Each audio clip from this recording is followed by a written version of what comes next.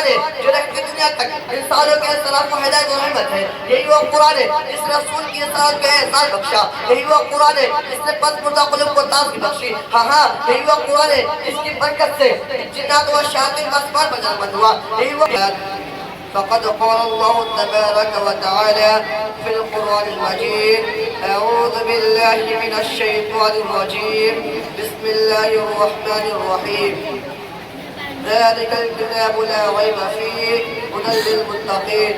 وقال النبي صلى الله عليه وسلم خيركم من تعلم القرآن وعلمه. الہی رونق اسلام کے سامان پیدا کر. الہی رونق اسلام کے سامان پیدا کر. دلوں میں مومن کی الفت قرآن پیدا کر.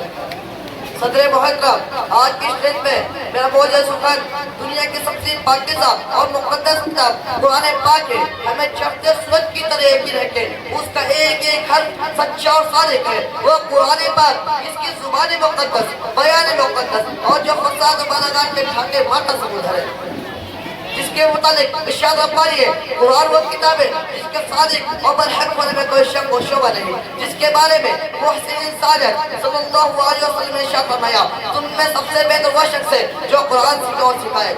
دعا کیجئے خداوند قدوس ہم سب کو قرآن کی دولت سے مالا مال عطا فرمائے. آمین.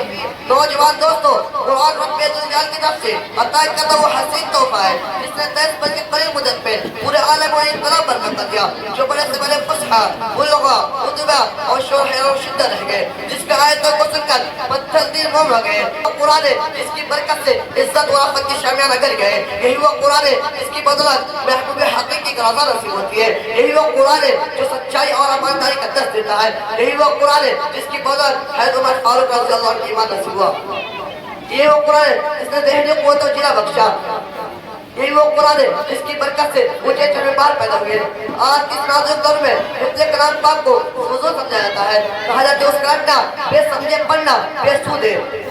افسوس اس قرآن پاک کے بارے میں ہمارا یہ خیال جس کے بارے میں شہنشاہ مکہ تاجدار مدینہ صلی اللہ علیہ وسلم نے ارشاد فرمایا تم میں سب سے بہتر وہ شخص ہے جو قرآن سیکھے اور سکھائے.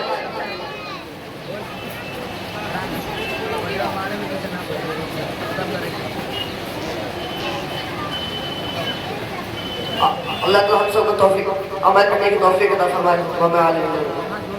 Roll number 30